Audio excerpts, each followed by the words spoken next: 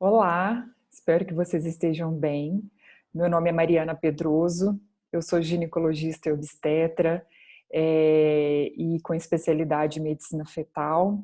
E eu fui convidada para falar um pouquinho para vocês sobre o cenário atual na medicina fetal. E estou muito honrada com esse convite, é um assunto que eu amo. Hoje eu exerço apenas a medicina fetal, né? Eu deixei de lado a prática da obstetrícia para me dedicar a esses bebês e essas mamães. É, e vou falar aqui com muita alegria sobre um pouquinho desse cenário. Então, vou compartilhar a minha tela aqui com vocês, no desktop, e vamos começar a falar um pouquinho desse cenário que a gente tem na medicina fetal hoje. Então, eu não sei qual que é a vivência de vocês em relação à medicina fetal, mas antigamente, né, eu formei em 2011, isso tem 9 anos, a gente tinha uma medicina fetal ainda muito paliativa. O que significa isso, né? A gente fazia os diagnósticos, né, de síndromes, de alterações fetais estruturais, e a gente não tinha nada o que fazer com esses bebês, né? Isso era muito angustiante, né? A gente mais fazia um apoio a essas mães, né? E encaminhava ela como um pré-natal de alto risco, mas em termos de terapêutica ali para aqueles bebês, isso não era possível, ainda falando em termos de Brasil, tá? Então, hoje, a medicina fetal, ela deixou de ser uma especialidade paliativa e ela passou a atuar de maneira muito ativa, né, nesses fetos, através do rastreamento das malformações, das doenças genéticas, né, da pré-eclâmpsia, da prematuridade, para citar alguns exemplos. E nós entramos, de fato, na era do tratamento intraútero. Então, o que é, né, de fato, a medicina fetal? Ela é uma subespecialidade da ginecologia e obstetrícia, né? Nos últimos anos, o termo medicina materno-fetal, ela ganhou um espaço muito grande, principalmente nos Estados Unidos, né? Por se tratar de uma especialidade que possui um conhecimento avançado de questões relacionadas não só ao feto, né? Mas também sobre genética e complicações que envolvem tanto mãe quanto bebê. Então, eles preferem usar esse termo medicina materno-fetal para que você também coloque esse cuidado, né, com a mãe e não só com o feto, né? E o especialista em medicina fetal, né, que é o fetólogo, eles são complementares aos obstetras, né? A gente tem feito muito esse acompanhamento multidisciplinar dessas gestantes. Isso é muito importante, isso otimiza o cuidado delas. E quais são, né, as funções, né, desse fetólogo? Então, ele pode prestar consultas, né, de orientação e aconselhamento às gestantes, né, com alguma alteração relativa ao feto. Ele vai atuar no rastreamento de doenças fetais e maternas, né, ao realizar uma ultrassonografia detalhada e de qualidade. E ele pode atuar no acompanhamento do crescimento e vitalidade dos bebês intraútero, e até mesmo ele pode fazer uma condução conjunta, né, de cuidados de gestantes com complicações antes, durante e após a gravidez, conjunta com o obstetra, né? O fetólogo ele não vai assumir o pré-natal, mas ele vai orientando nessas questões, né, caso haja alguma alteração materna ou fetal, ele vai acompanhando junto com o obstetra, tá? É, tem esse artigo de 2014 da Sociedade Materno-Fetal, né, é americana, que ela fala exatamente isso, né? Quais são as funções do fetólogo, o que ele pode ajudar, né, nessa assistência dessas gestantes que precisam desse cuidado. E aí, eu coloquei aqui, de maneira bem interessante, né, esses quadrinhos, falando realmente o que é esse especialista de medicina fetal hoje, né? Então, só relembrando aqui, né, que a gente acabou de falar, que ele é um médico, que ele tem um conhecimento e um treinamento avançado em complicações clínicas, cirúrgicas, obstétricas, né, fetais e genéticas da gravidez, e os efeitos, né, dessas complicações na saúde da gestante e do feto. Ele pode oferecer consultas e também ele pode fazer o manejo conjunto dessas alterações, né, que tem, dessas complicações, tanto durante a gravidez como após. É, Geralmente esses especialistas eles oferecem uma educação continuada para profissionais e pacientes, fazem muitas pesquisas, né? A gente vê muito isso na Europa, nos Estados Unidos, aqui no Brasil também nós temos fetólogos, pesquisadores excelentes, né? E esse fetólogo ele vai trabalhar com todos os profissionais envolvidos no cuidado dessa gestante do bebê dela, né? Para conduzir da melhor maneira essas gestações, né? Então, o objetivo desse acompanhamento conjunto, ele é otimizar o cuidado dessa gestante. Isso é muito importante, ficar muito claro esse acompanhamento, essa, esse cuidado, né, conjunto do fetólogo com o obstetra ou com a equipe que está conduzindo essa gestante, porque às vezes no Brasil a gente tem uma certa resistência a isso, né? Eles acham que às vezes o fetólogo está tomando o lugar do obstetra, e não é isso, né? É uma conversa, é um compartilhamento, né, de decisões a respeito da condução daquela gestação, e isso é muito saudável, né? Tanto para a equipe, né, que vai dividir essas responsabilidades, tanto para a gestante que vai ter um cuidado muito mais otimizado, certo? Então, a comunicação adequada entre todos esses membros da equipe da assistência obstétrica, ela é imperativa, ela é super importante, né? Para que você não tome uma decisão errada ou uma decisão precipitada, né? O objetivo é sempre promover o desenvolvimento dessa abordagem de equipe altamente eficaz para o cuidado dessa gravidez.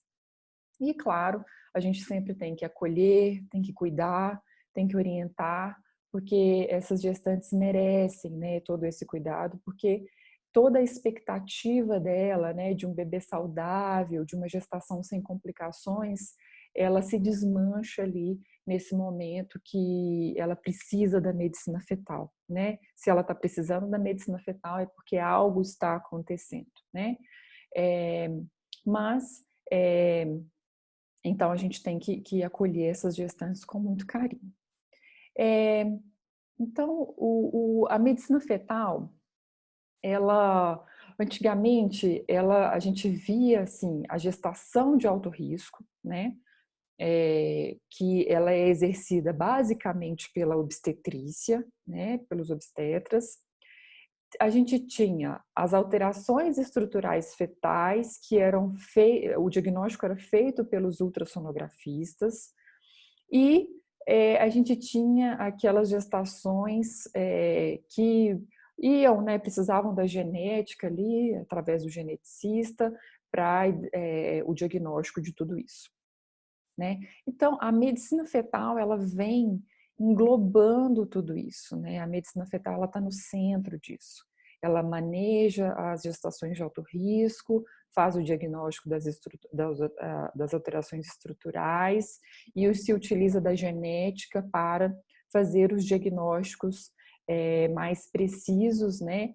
Que muitas síndromes, elas têm as alterações estruturais como uma primeira chamada, né? Opa, esse feto pode ter alguma síndrome porque ele tem essa alteração, né? Então vamos investigar a genética desse bebê, né? O DNA desse bebê. A medicina fetal ela engloba tudo isso, né? A gente sabe também que, por exemplo, as gestações gemelares, as gestações, algumas síndromes genéticas, elas aumentam os riscos, por exemplo, de pré-eclâmpsia, diabetes gestacional. Então, você fica ali com uma gestação de alto risco que tem que ser conduzida de maneira individualizada, certo? Então, a medicina fetal ela engloba tudo isso. Esses 3 artigos que eu coloquei aqui são muito importantes e são artigos, um marco, né, na medicina fetal. Eles são de 2011 e foram escritos por Kypros Nicolaides.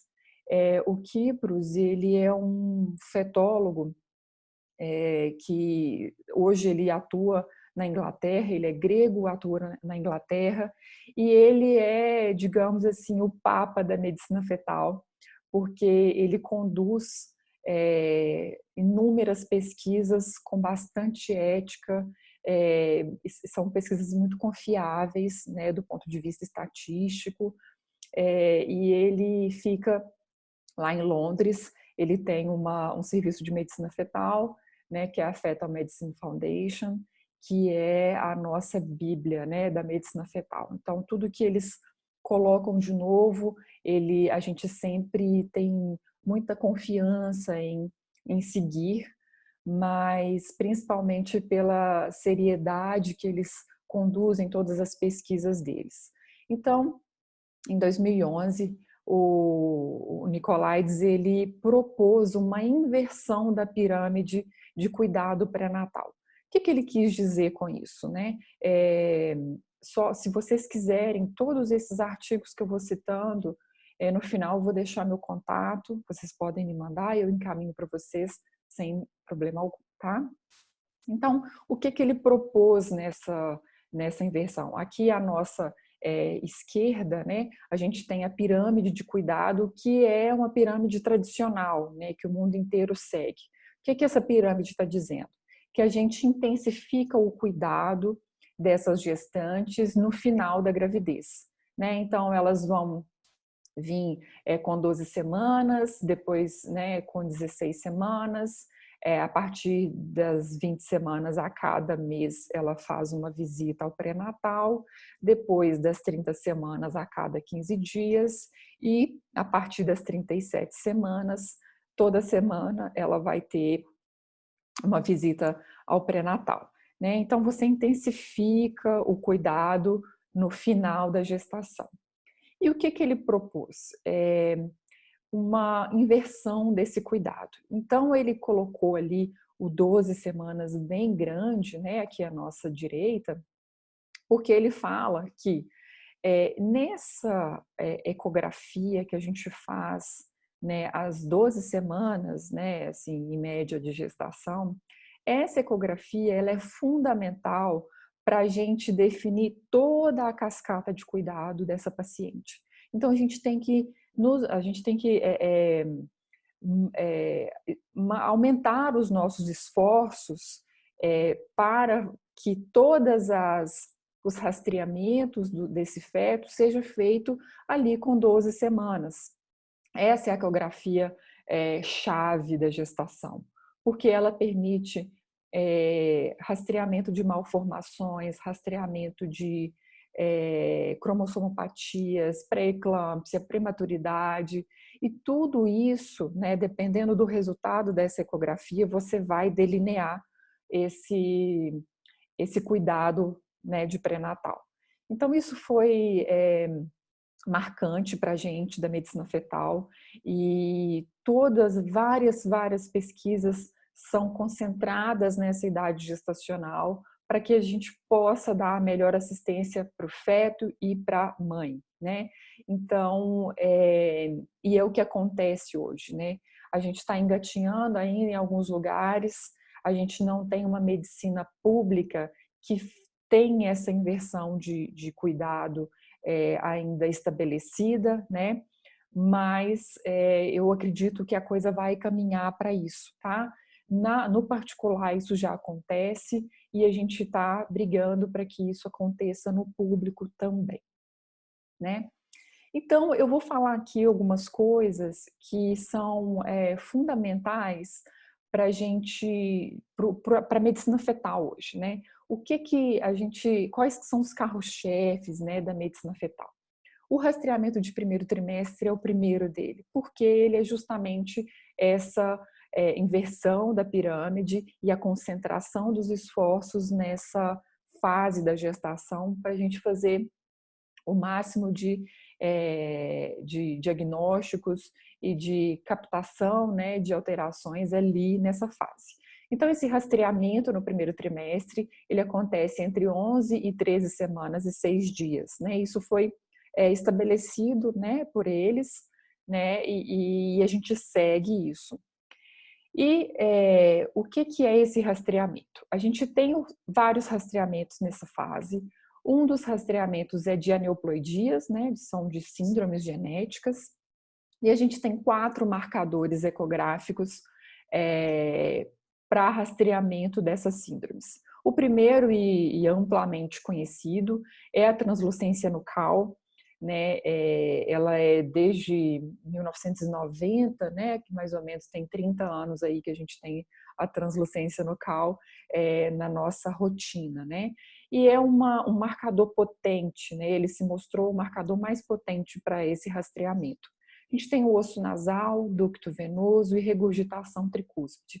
Então percebam que esses marcadores, né, para rastreamento de aneuploidias, ele não se concentra apenas na translucência nucal, né? Ele tem mais 4 outros marcadores fortes no primeiro trimestre, e a gente precisa ter ciência disso, porque muitos serviços ainda, inclusive nas capitais, o que o médico oferece para paciente é apenas a medida da translucência nucal e ver ou não o osso nasal. E a gente tem mais outros 2 marcadores que são muito interessantes, são potentes e que devem estar nesse rastreamento da gestante. Então, aqui eu coloquei a figura para vocês, né? A gente vê aqui na nossa esquerda o osso nasal do feto, né? A gente vê a translucência nucal marcada ali, ela está 1,5, é uma translucência nucal normal para um feto de 12 semanas, né? A nossa direita aqui e no canto superior, a gente vê a onda do ducto venoso, né? O que é o ducto venoso? Ele é uma artéria, um vaso sanguíneo que existe só no feto e ele é como se fosse um shunt, né, da circulação ali da veia umbilical com o coração fetal, né? Ele desvia bastante sangue ali para o coração e a onda normal dele parece esse Mzinho, né? Então, quando a gente tem uma alteração na morfologia dessa onda, com uma onda A negativa que a gente fala, a gente tem esse ducto venoso alterado e isso aumenta o risco de cardiopatias e de síndromes genéticas. Aqui no canto inferior direito, a gente vê a regurgitação tricúspide. Na verdade, não tem uma regurgitação aqui, a gente vê uma tricúspide normal, né? Que tem esses 2 picos aí, que é normal, a gente não tem regurgitação, né? Então, são marcadores aqui, eu tenho nessa tela os meus 4 marcadores mais importantes no rastreamento de síndromes genéticas no primeiro trimestre, né? E é muito importante, gravem muito essa foto aí do feto, né, do perfil fetal. Essa é a foto padrão, né? Para a gente fazer uma medida e uma visibilização adequada desses marcadores, a gente tem técnica para isso. Então, tem que ter um perfil muito bem mediano, né? Para a gente conseguir ver o osso nasal direitinho, a gente consegue ver estruturas do sistema nervoso central, metade superior do tórax, né? O feto numa posição neutra, não está nem hiper estendido, nem muito fletido o pescoço, ele está numa posição neutra, a gente consegue ver os ossinhos da face ali, né, maxila, um pouquinho da mandíbula, de muito bem visível ali. Então, são técnicas e a gente vê que a figura está muito magnificada, né? Então, eu estou vendo com muita nitidez.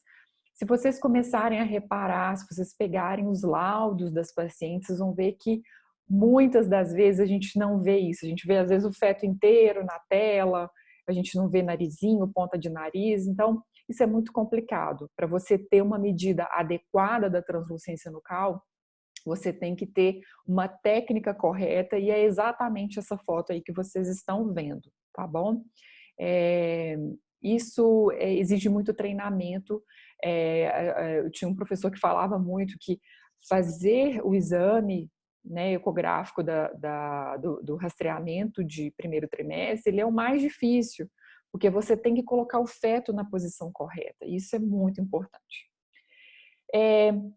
E além desses marcadores, né, a gente tem aqui a avaliação da anatomia fetal. Eu coloquei esse bebê em movimento aqui para a gente ter noção do total, né, de como que é no dia a dia nosso a avaliação desses bebês. Nem sempre é fácil colocá-los no perfil, né? Mas o que que a gente consegue ver aqui nesse bebê? A gente tem uma calota craniana fechada, tórax e abdômen fechados, né, que são muito importantes da gente ver. A gente consegue ver membros presentes, né, perninhas, bracinhos. A gente vê um pouquinho da coluna, o diafragma ali separando, né, bem, a linha do diafragma muito bem delimitada, separando estômago e coração, né? Isso é muito importante porque a gente já consegue fazer diagnóstico de hérnia diafragmática nessa fase, né? E a gente consegue ver a bexiga do bebê, estômago, ali o intestino, o fígado, inserção do cordão dentro, ali na parede abdominal. Então, são várias avaliações da anatomia fetal que são muito importantes da gente avaliar e colocar. Então, eu falo que os convênios colocam o nome desse exame é obstétrico com translucência nucal. E hoje, isso é muito mais do que isso, né? Né? Avaliar esse bebê nessa fase, ele vai muito além da translucência nucal e a medida do CCN, né? Que é comprimento cabeça-nádegas, né? Vai muito além disso e medir frequência cardíaca. Então, a gente avalia toda a anatomia do feto, que é possível nessa fase, e a gente tem muitas alterações que são possíveis de detectar. Aqui eu coloquei a foto, né, à esquerda, um corte transversal do polo cefálico. A gente vê parece uma borboleta, né? Isso chama sinal da borboleta, que é o plexo coroide, que nessa fase ele é bem robusto, ele é grande, depois isso diminui, né? O que a gente vê aí é o ventrículo, e aqui a gente consegue ver que é simétrico, a gente tem, né, os hemisférios simétricos, tem a divisão da foice certinha, a gente vê a calota craniana toda fechadinha, a nossa direita superior a gente vê estômago, ou seja, esse feto já deglute, a gente tem térvio, né, esse trato aí gastrointestinal, e embaixo à direita, aí, inferior à direita também, mais uma vez o perfil desse bebê, a gente consegue perceber inclusive algumas estruturas do sistema nervoso central, que eu vou falar um pouquinho mais para frente. Então,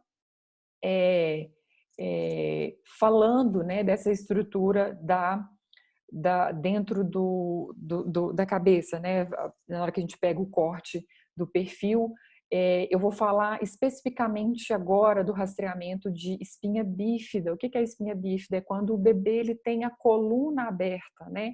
O mais comum é dessa coluna ser aberta ali na parte lombar e sacral, muito raro torácica e, né, cervical, e tem também algumas alterações de abertura no próprio crânio, né, que são as encefaloceles. Mas a espinha bífida é mais comum né, na parte lombar da coluna.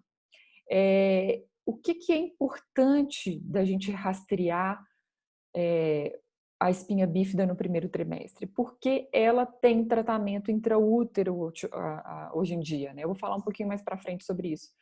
Ela tem tratamento intraútero e todo tratamento intraútero, ele tem um período específico para a gente fazer, né? Para a gente oferecer esse tratamento. Então, quanto mais cedo você faz o diagnóstico ou você suspeita, né, através do rastreamento, mais mais cedo você vai planejar esse tratamento, você vai preparar esse casal, vai conversar, vai informar e vai perguntar, né, deixar um tempo para ele pensar se ele quer ou não esse rastreamento, se ele quer, desculpa, esse tratamento, né, intraútero. Então, a gente hoje tem vários marcadores no primeiro trimestre que vão fazer a gente suspeitar, né, que esse feto possa ter uma espinha bífida, uma mielomeningocele, né?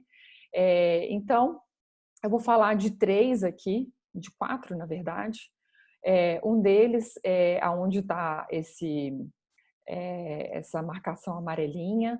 Isso chama-se translucência intracraniana, quando ela está achatadinha, né? A gente quase não vê essa segunda linha pretinha ali, sinal que está repuxando esse cérebro ali, né, para baixo por causa da abertura na coluna. Quando ela está bem pequenininha, essa translucência intracraniana, isso é um sinal de que eu posso ter um feto com uma espinha bífida. E aí eu tenho que ver esse feto ali com 16 semanas, eu tenho que rastrear bem a coluna dele para ver, para confirmar essa suspeita, né?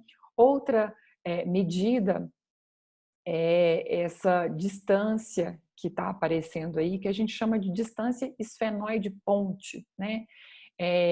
Quando essa distância ela está aumentada, aumenta a suspeita, né?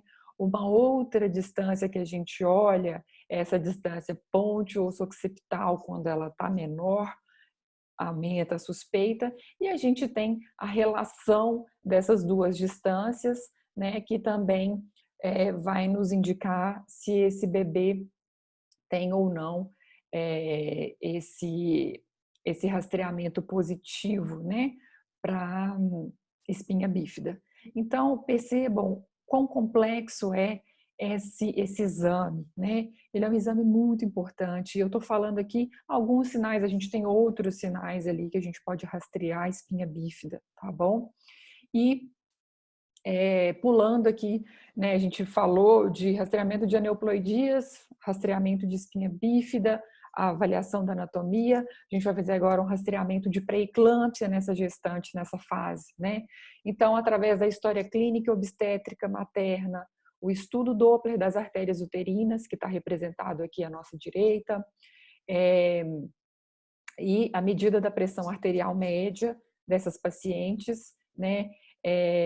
Se eu vou pegar tudo isso, a gente vai colocar num programa que eu vou falar agora, e esse programa vai falar, né, se essa paciente tem um alto risco ou um baixo risco para desenvolver pré-eclâmpsia, né? Aquelas pacientes que têm um alto risco para pré-eclâmpsia, elas são candidatas ao uso da aspirina, né? E o preconizado hoje é um uso de 100 a 150 miligramas dia, né, que vai iniciar ali antes das 16 semanas. Então, por exemplo, fiz esse exame com 12 semanas e já viu um alto risco, ela já começa a tomar o AS ali na hora, né, nessa fase, e vai até 36 semanas de gestação, né?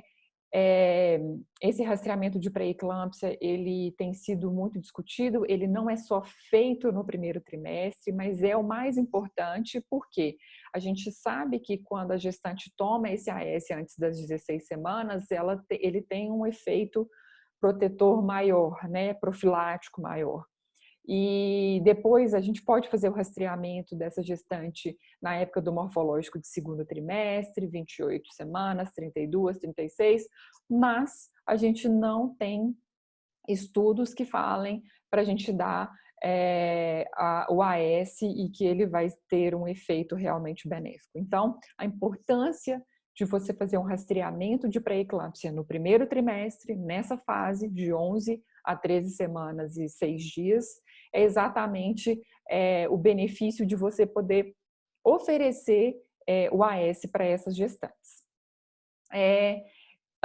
Então, né, eu peguei todos esses dados, né, todos os marcadores, as medidas, a anatomia do feto, né, o estudo Doppler das artérias uterinas, pressão arterial média, história da paciente, e eu vou jogar todos esses dados num modelo matemático que foi desenvolvido pela Fetal Medicine Foundation, que eu falei mais cedo, e ele vai dar um risco individualizado para aquela paciente. Então, ela vai ter um risco, em tanto, de desenvolver uma pré-eclâmpsia ou de ter um feto que tem uma possibilidade de uma síndrome genética, né? E aí, baseado nesse risco, a gente vai orientar esse casal a respeito das possibilidades em torno desse caso, né? Quem tiver interesse, entra aí no site www.fetalmedicine.org e ele vai dar, né, vai entrar nessa tela aqui, e aí a gente tem aqui as calculadoras aqui, que tem a calculadora para tudo, pré-eclâmpsia em todas as fases, as trissomias, tem um monte de rastreamento aqui, é interessante. Esse site eu vou aproveitar aqui, tem a parte educacional e tem a research aqui, que você tem acesso a vários trabalhos em medicina fetal, e esses trabalhos estão todos disponíveis aqui para a gente de graça. Isso é muito bom. Bom, então, uma outra importância, né, desse ultrassom de primeiro trimestre, né, nessa fase, são nas gestações gemelares. Definir a corionicidade dessas gestações, o que é isso? Quantas placentas são, né? Isso é fundamental para o planejamento do segmento dessa gestação, né? As gestações monocoriônicas, que são aquelas que os dois fetinhos ou mais fetos dividem a mesma placenta, essas gestações têm a chance de evoluir com diversas complicações. Quais são essas complicações? A síndrome da transfusão feto-fetal, um feto divide, né, os vasos sanguíneos, os vasos placentários, eles têm em comum alguns vasos, então existe um desequilíbrio dessa hemodinâmica, né?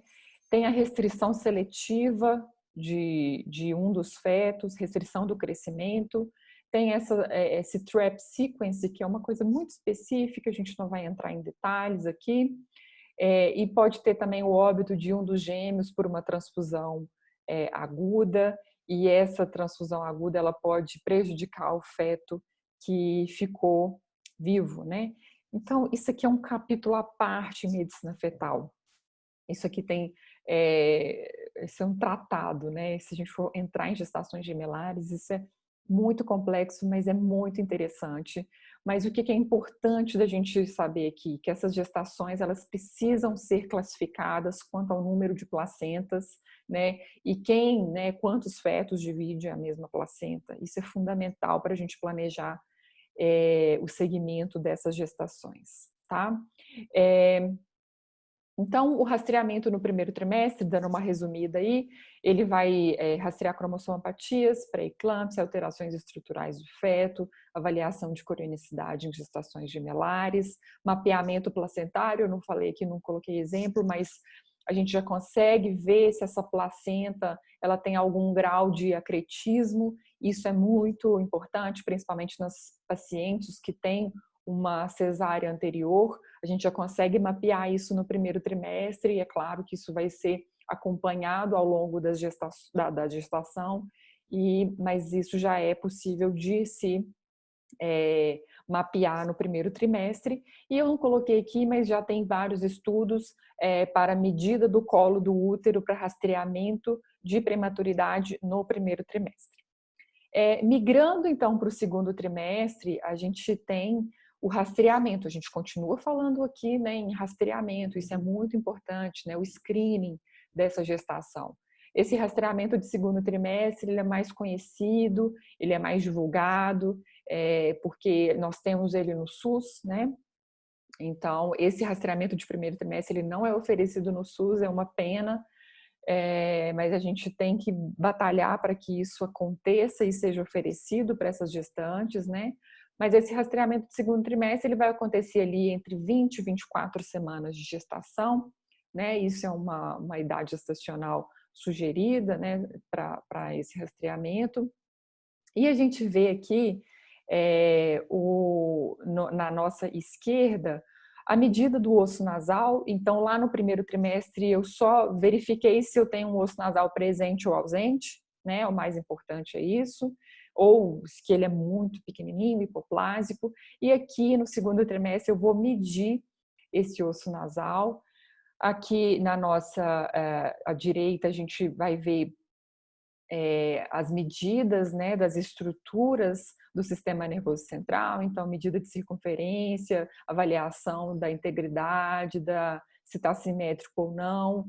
A inferior ali a gente tem a avaliação da fossa posterior, que tem principalmente ali o cerebelo, né? A gente pode ter alterações no tamanho do cerebelo, imagens císticas, tem a prega nucal também, que está representada ali como NF, que quando ela está aumentada, isso é um marcador para síndromes genéticas. A gente tem aqui uma imagem muito importante, muito significativa, né, na medicina fetal, que é a coluna do feto. Aqui a gente consegue ver a integridade dessa coluna, né? Então, a gente vê no finalzinho dela ali a pele toda íntegra, né? Quando a gente tem uma alteração, uma mielomeningocele, né, que é a espinha bífida diagnosticada nessa fase, ela é essa imagem aqui.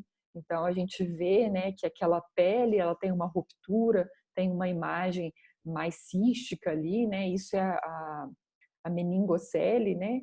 E a gente vê que tem uma alteração da estrutura óssea ali. Então, só para a gente, eu coloquei essa figura aqui para a gente comparar, né, as alterações, né? E aqui à nossa direita, alterações, a gente tem que ver face para a gente identificar, né, alterações, fendas labiais, palatinas, ver se está tudo certinho, né, tá harmônico. A inferior à direita a gente vê estômago, a gente tem que ver lateralidade, se o estômago está à esquerda mesmo, se esse feto está com citos, que a gente chama, né, dos órgãos estão normais, né, o que está à esquerda tem que estar à esquerda, o que está à direita tem que estar à direita. A gente vê essa imagem aqui, muito importante, nesse rastreamento de segundo trimestre, é importante a gente fazer ultrassom endovaginal para medida do colo uterino, e essa medida ela vai me falar se esse colo está curto ou longo, né? Se tem ou não um afunilamento de membranas. Então, a gente vê à direita superior a medida de um colo de útero, né? Quando esse colo está curto, a chance dessa paciente entrar em trabalho de parto prematuro, ela aumenta. Então, a gente tem que fazer alguma coisa para essa paciente, né? A primeira coisa que é preconizada é o uso da progesterona, por exemplo, né? Então, aqui a gente tem esse rastreamento importante da prematuridade.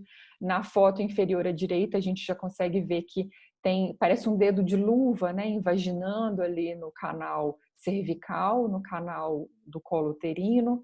Isso eu não tenho mais colo, né? A membrana ela já invaginou toda ali.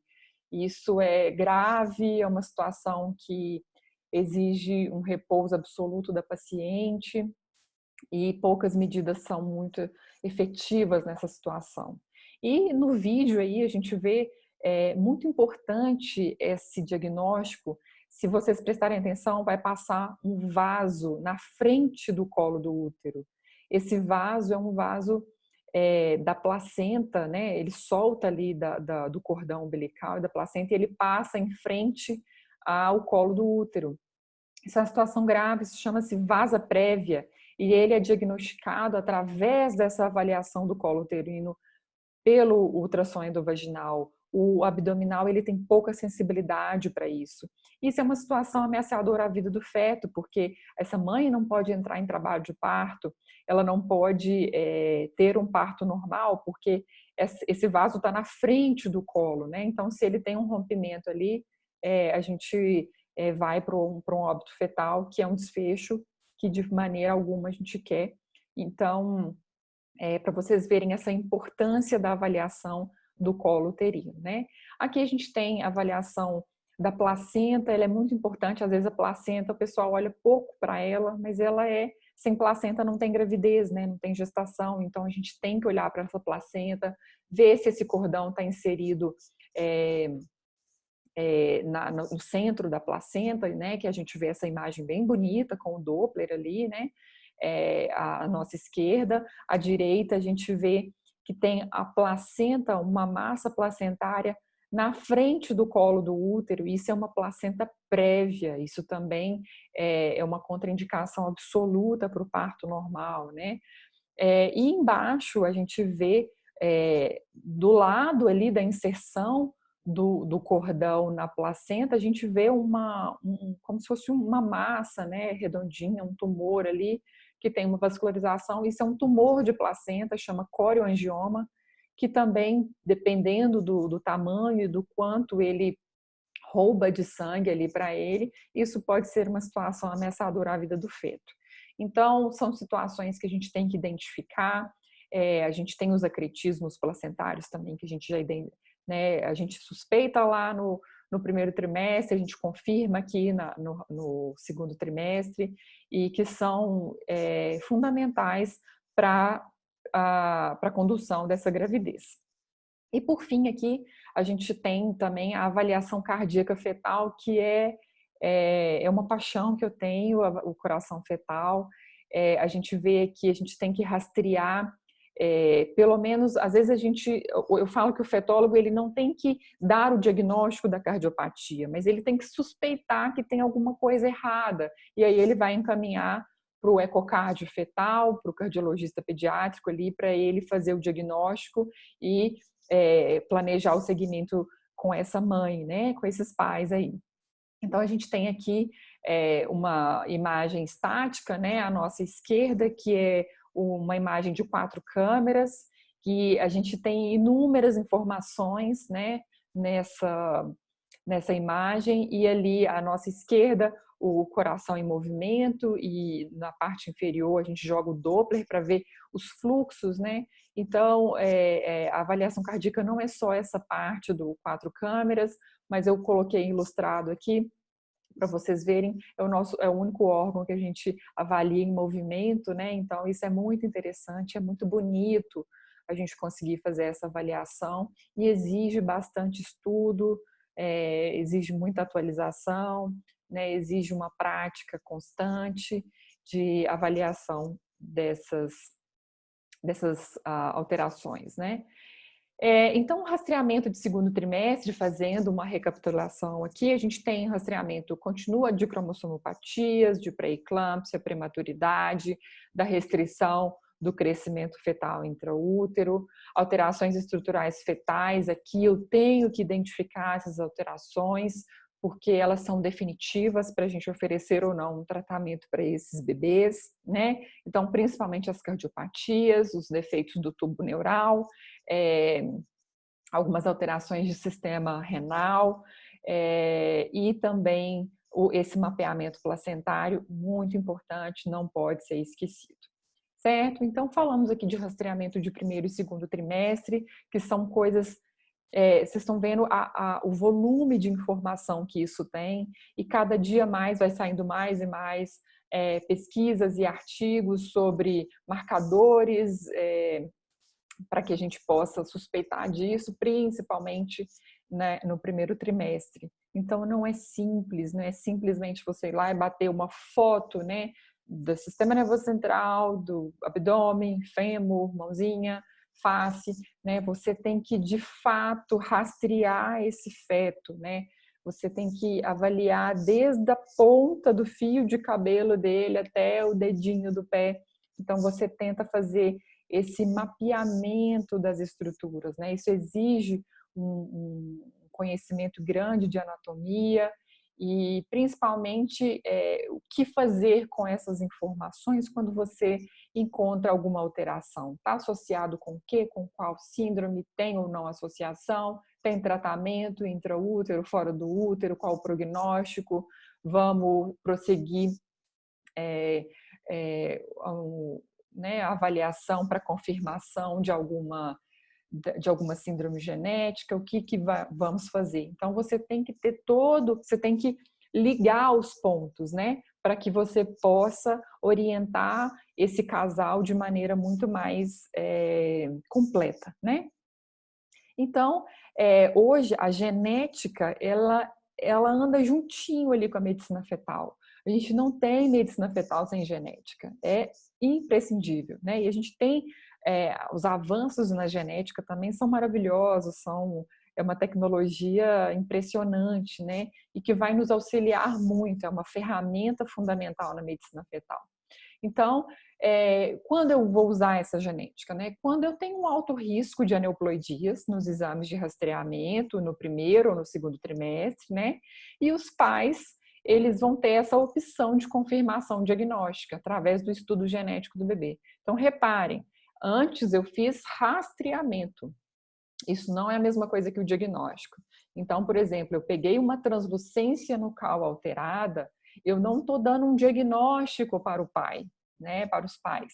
Eu estou falando que existe um risco aumentado de alguma síndrome genética, mas que se a gente quiser uma confirmação se tem ou não, a gente vai ter que partir para um outro estudo, né, que é o estudo genético do bebê.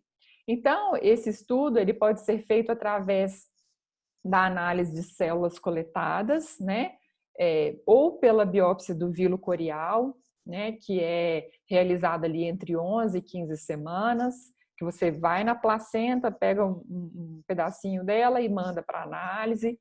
Pode ser coletado através da amniocentese, que eu vou lá, vou inserir uma agulha no abdômen da gestante dentro do útero, vou puxar um pouquinho de líquido do feto e dentro desse líquido tem várias células fetais que a gente vai estudar, né? Ele só é feito a partir das 16 semanas. E tem a cordoncentese, que ela também é realizada a partir do segundo trimestre, que já é um exame mais, ele não é mais tanto utilizado para avaliação da genética do bebê, porque ele é perigoso também, ele pode dar trombose ali no cordão, então a cordocentese ela tem ficado de lado né, para fazer esse estudo genético, mas é uma opção também se você não tiver as outras duas, né? Às vezes é um bebê que já está mais velhinho e você tem pouco líquido, tem uma entrada ruim, você parte então para a cordocentese. E quais que são os exames genéticos disponíveis para avaliação hoje, né? Inúmeros, mas eu vou citar alguns aqui. Hoje a gente tem, né, há muito tempo a gente tem o cariótipo banda G, que é o que está representado na nossa figura aqui, né? Que a gente tem a contagem. O que esse banda G vai nos falar? Ele vai contar o número de cromossomos que a gente tem. Então, a gente tem ali os 22 cromossomos mais o cromossomo sexual, né? Então, ele vai falar se esse número de cromossomos ele está correto ou não. Por exemplo, na síndrome de Down, eu vou ter 3 exemplares do cromossomo 21, né? Então, aqui nesse exame, o cariótipo banda G, ele vai me dar esse diagnóstico, né? A gente tem a opção do PCR, e aqui eu não coloquei, gente, são vários exames mesmo, mas eu estou colocando alguns que são mais comuns na nossa prática, tá? O PCR, ele é um exame rápido, ele pode te dar o resultado em até 24 horas, né? Porque ele vai pegar as principais síndromes mais comuns, então trissomia do 13, 18, 21, e ele vai te falar em até 24 horas. Não vou entrar em detalhes aqui de como que são esses exames. Tem o microarray, né, e o exoma, que são exames muito mais complexos. Então, às vezes, eu tenho um bebê que ele tem um número de cromossomos normais, tá? Então, ele tem os parzinhos ali de cromossomos com número igual. Mas na hora que você abre um dos cromossomos, eu posso ter deleções né, ou adições ali naquele cromossomo. Eu posso ter mutações pontuais, que são a single gene mutation. Então, esses exames eles vão me ajudar a olhar dentro do cromossomo, né? Então, muito mais complexo, mas a gente tem inúmeras doenças que são isso, né? Que são alterações ali dentro do cromossomo. Que o cariótipo banda G, ele não pega, né? Essas alterações ali pontuais, que são menorzinhas, que são mais detalhadas, né? Então, hoje em dia, eu, por exemplo, eu não trabalho mais com cariótipo banda G, em muito raras situações. A gente já vai direto, às vezes, para o PCR, o PCR está no normal, a gente roda o microarray e, e aí a gente vê se tem alguma alteração. Eu coloquei uma observação aqui sobre o NIPT, né? O NIPT, eu não sei se vocês já ouviram falar, ele é um exame que você coleta o sangue materno e você vai analisar se tem DNA livre fetal ali e se esse DNA tem alguma alteração. Esse exame ele não é diagnóstico, tá? Ele é um exame de rastreamento, um rastreamento muito potente. Ele é um rastreamento muito sensível, principalmente para a síndrome de Down, mas não é diagnóstico, tá? Então, você nunca recomenda um NIPT para você dar um diagnóstico de uma alteração, né? A gente sempre parte para os exames que eu falei anteriormente. Então, esse estudo genético fetal, quando ele é indicado, ele é muito importante para o aconselhamento genético do casal para futuras gestações, né? Então, vai transmitir, né, a chance, qual que é a chance? Não, é uma mutação nova, então a chance de você ter outro bebê com isso é, né, muito rara. Então, isso é muito importante, né, para a gente fazer essas orientações para futuras gestações, né? E o papel do fetólogo, ele vai fornecer essas ferramentas para o casal por meio da informação para que ele possa decidir se ele quer prosseguir investigação genética ou não, né? Então, tem muitos casais que não querem prosseguir essa investigação genética, eles não querem saber o que o bebê tem antes do nascimento. Às vezes, eles vão fazer essa pesquisa depois que nascer, né? Mas a gente sempre tem que ter em mente que o prognóstico, né, e as possibilidades terapêuticas, eles dependem muito desse diagnóstico genético do feto, né? Anda juntinho ali e a gente tem que falar isso para o casal. Então, falado tudo isso aqui, a gente entra na terapêutica fetal, que isso é realmente o que tem avançado muito na medicina fetal, né? Aqui eu tenho uma foto da equipe de cirurgia fetal, coordenada pelo Dr. Fábio Batistuta, né? Lá no Hospital Vila da Serra, do qual eu faço parte, tenho muito orgulho de trabalhar com eles, são pessoas que têm uma técnica maravilhosa, são profissionais fantásticos e são pessoas muito éticas, né? Que é o que a gente precisa muito nessa área.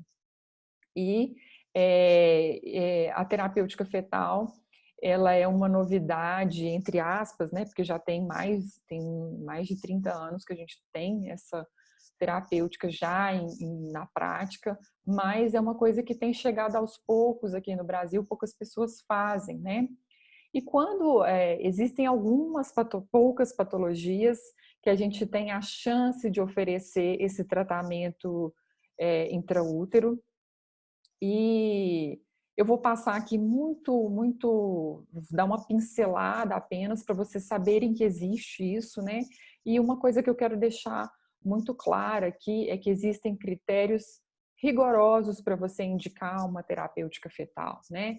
Então, eu vou falar aqui um pouquinho deles, né? Então, assim, primeira coisa, a história natural da doença ela é conhecida, e eu consigo estabelecer um prognóstico a partir do conhecimento dessa doença, né?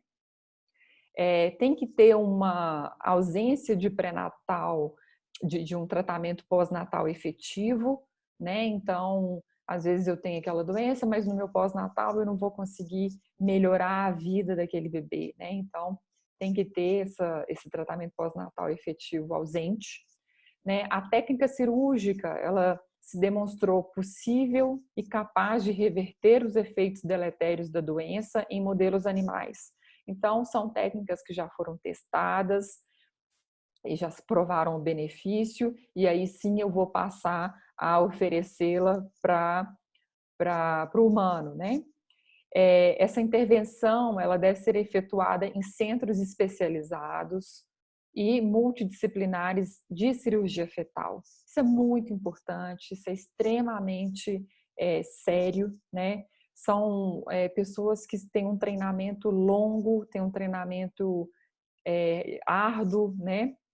E elas têm um conhecimento muito profundo em várias áreas, né? Elas seguem protocolos rígidos, tem que ter uma permissão do comitê de ética, tem que ter o consentimento informado do casal, né? Que vai falar de riscos e benefícios tanto para o feto quanto para a mãe, né? A gente está tratando duas pessoas ali, né?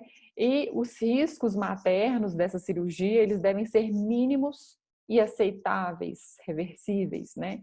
Então a gente tem que ter todos esses critérios, eles têm que ser, na hora que você vai indicar um tratamento intraútero, você tem que ter esses critérios respeitados, certo? Quais são os tipos de procedimentos que a gente tem? A gente tem a fetoscopia, né? A gente vai com a câmera lá dentro do útero e faz sob visão esse procedimento. Tem a cirurgia aberta, que eu faço uma histerotomia ali no útero, e tem os procedimentos que são guiados por ultrassom, né?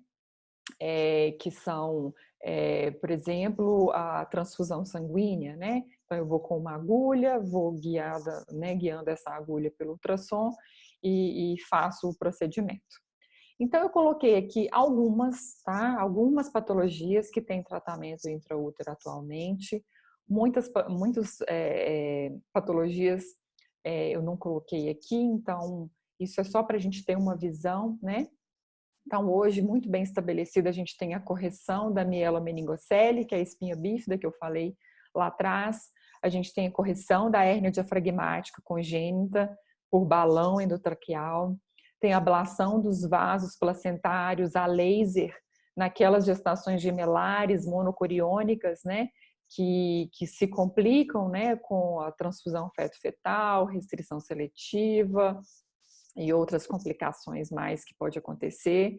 Nós temos a possibilidade de fazer uma valvoplastia cardíaca, ressecção de teratomas, sacrococcígeos, tem a aminodrenagem, que ela tem a sua parte terapêutica também, a cordocentese, né, para fazer as transfusões sanguíneas em bebês anêmicos, tem as derivações vésico-amnióticas naqueles bebês que têm uma obstrução do trato urinário, tórico-amnióticas para derrames pleurais extensos, tem a terceiro-ventriculostomia, que é uma cirurgia experimental ainda. Antigamente eles testaram, não tiveram resultados bons, voltou a se testar né, com outras técnicas, mas ainda está numa parte experimental, né? Não é uma coisa que você indica com uma segurança de que vai reverter e vai ter um resultado muito bom. Então, isso aqui são alguns exemplos, né, das terapêuticas fetais aí. Quem tiver mais interesse, a gente pode falar mais a respeito disso em uma outra oportunidade. Aqui eu estou dando um exemplo para vocês da correção de mielomeningocele pela mini histerotomia. Por que chama mini? Porque a gente tem a cirurgia clássica, que é mais ou menos 7 centímetros de histerotomia ali do útero, e aqui a gente tem a mini histerotomia, que a gente faz esse corte no útero de 3 centímetros, então a gente reduz com isso, né, diminuindo essa histerotomia, a gente reduz as complicações maternas. E aqui à sua esquerda você consegue ver exposto a mielomeningocele, que é uma membrana muito fininha, né? Quase se confunde ali com a pele do bebê, né? A olho nu. É muito, muito, muito fina a pele, né? Aqui na nossa tela à direita superior, a gente vê o corte, né? E a gente vê que a membrana suturada ali na parede, no miométrio, né, na parede do útero, e depois que a gente coloca o expositor ali, e a inferior à direita aqui a gente vê aquela imagem da mielomeningocele, né, no ultrassom.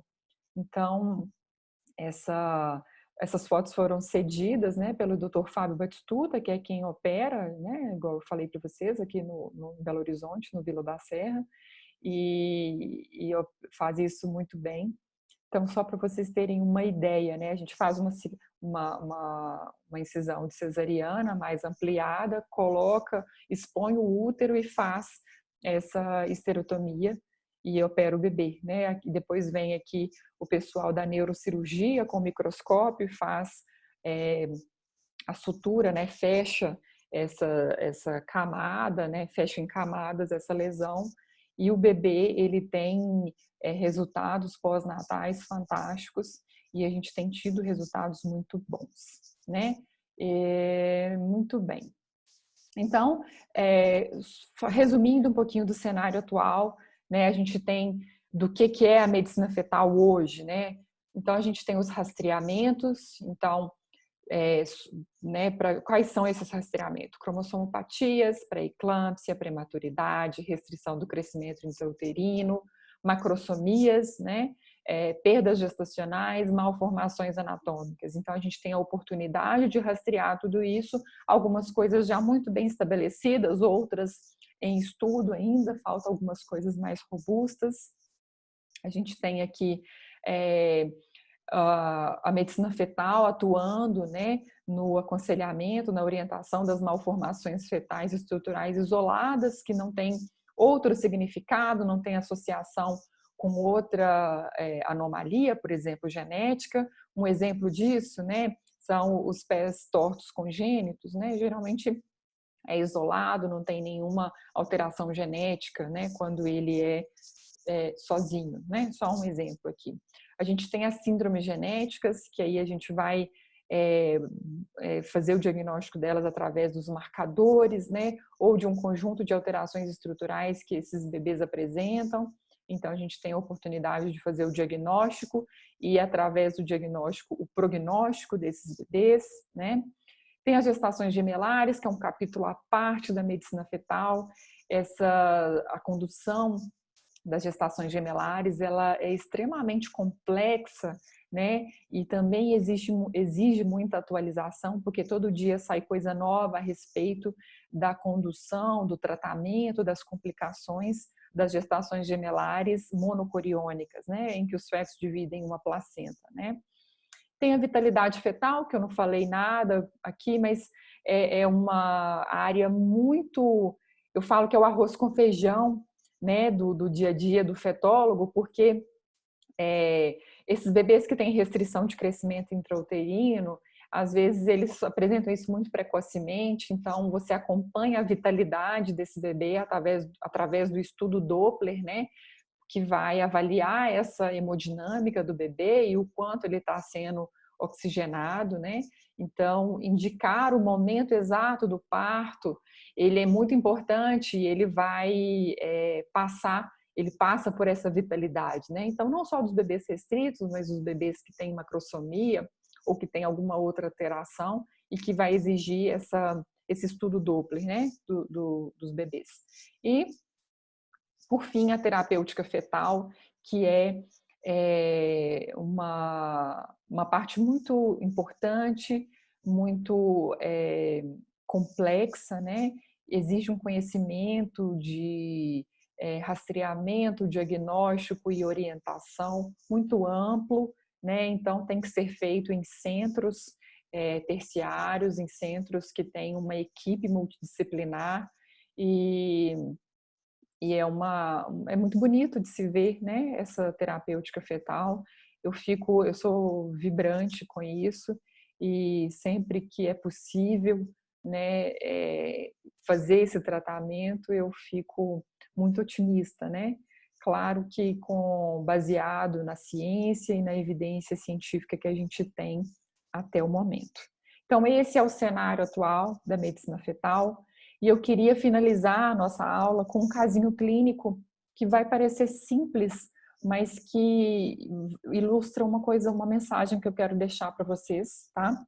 Então, essa é uma paciente, é minha paciente, ela autorizou colocar os dados aqui, vocês vão ver no final ali. Ela é uma paciente de 35 anos, primigesta, sem nenhuma comorbidade. Ela realizou o ultrassom morfológico de primeiro trimestre com 11 semanas e 4 dias e a gente viu uma TN alterada, era 2,6 para essa idade gestacional. Osso nasal presente, ela tinha um ducto venoso com andar reversa, ausência de regurgitação tricúspide, sem outras alterações anatômicas no feto. E quando a gente fez o cálculo de risco para ela de cromossomopatias, foi um alto risco, principalmente para trissomia do 13, né, que era 1 para 30. E tinha uma frequência cardíaca muito aumentada também, esqueci de colocar aqui, que aumenta, né, esse risco para trissomia do 13. O casal ele foi orientado sobre as alterações encontradas, né, sobre o risco aumentado para síndromes genéticas, e eles foram, então, conversar com o obstetra. Eu também passei o caso para o obstetra e eles optaram, então, por uma amniocentese com 16 semanas de gestação e o resultado do exame genético foi o seguinte, né?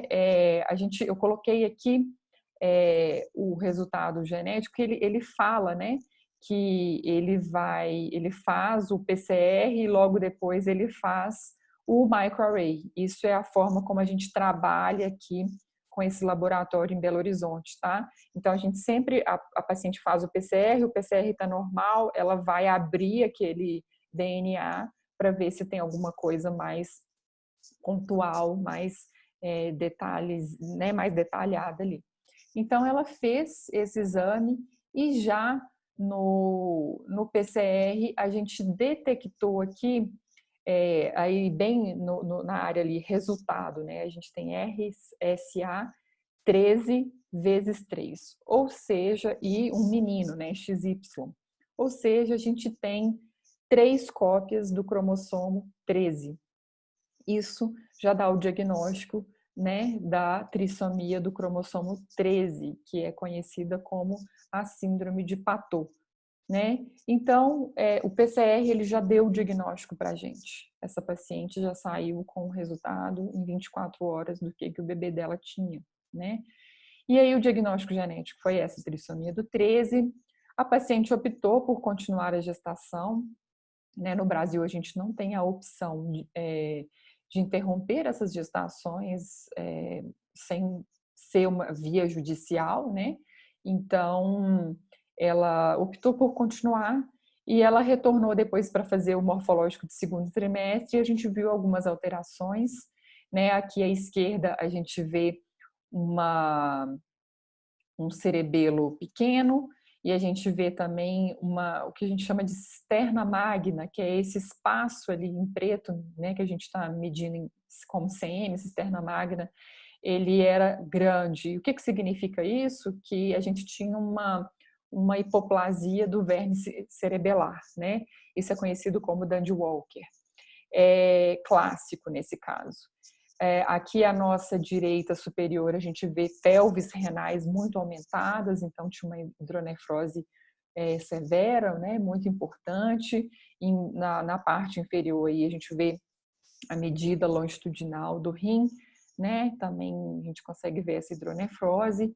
Então o bebê ele tinha essa megacisterna magna, que é a hipoplasia, né, causada pela hipoplasia do verme cerebelar, conhecido como Dandy-Walker. Tinha uma hidronefrose importante bilateral.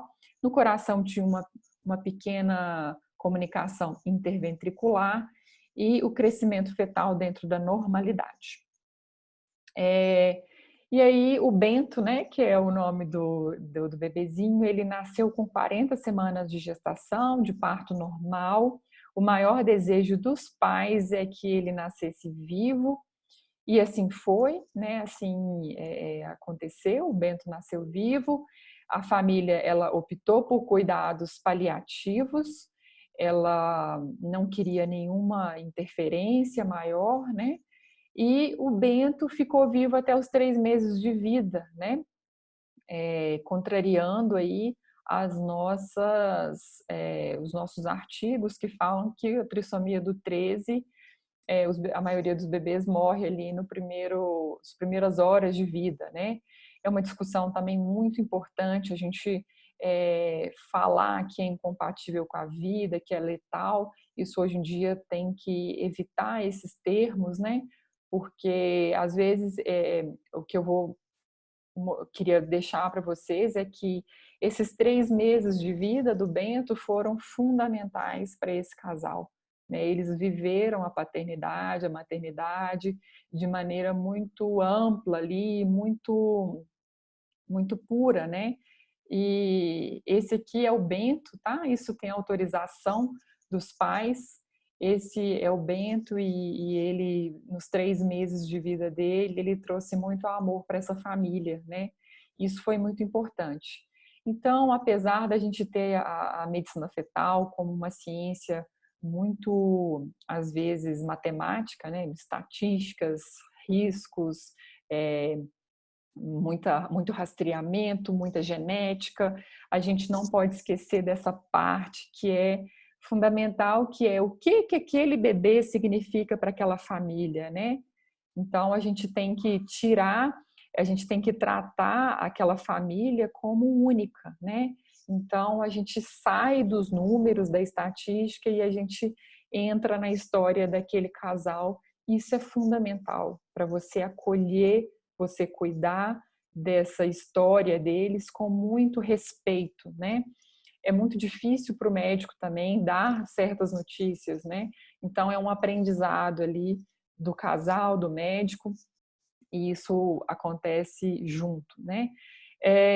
Então, como considerações finais aqui, a gente tem a medicina fetal atualmente como uma especialidade que complementa o cuidado e a assistência à gestante, né?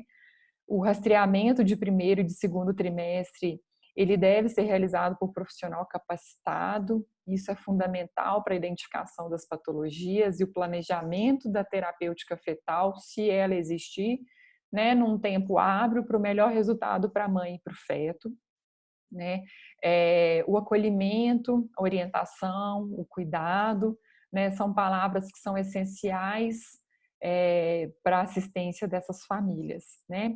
E eu falo assim que o momento, né, no momento que a gente dá a notícia de alguma alteração fetal, esse momento nós médicos, nós estamos sendo ponte entre dois mundos, né? Aquele mundo da expectativa de uma criança perfeita, de uma gestação sem complicações, né? E aquele mundo em que é uma nova realidade ela vai se apresentar. Então a gente tem que ser ponte entre esses dois mundos para que essa transição seja feita sem traumas maiores para essa família, né? Então a gente deve ser essa ponte, a gente tem que estar sempre presente, compartilhar com o casal de forma respeitosa e carinhosa todas as evidências científicas existentes a respeito daquele caso e sempre escutando e acolhendo com muita empatia essas famílias, né? Então é isso que eu queria passar para vocês. Muito obrigada por vocês estarem aqui escutando um pouquinho sobre a medicina fetal, minha paixão, né? Sou completamente apaixonada por essa especialidade. Eu vou deixar aqui o meu contato, tá? Aqui tem o meu telefone pessoal, vocês podem me ligar, podem me mandar mensagem, tem o meu e-mail e tem o site do meu serviço de medicina fetal aqui, que a gente está construindo, mas já tem muito conteúdo lá, caso vocês queiram saber um pouquinho mais dessa especialidade. Muito obrigada. Eu vou parar de compartilhar a minha tela aqui, né? E queria agradecer imensamente toda a atenção de vocês, né? Estou disponível, se cuidem e até a próxima.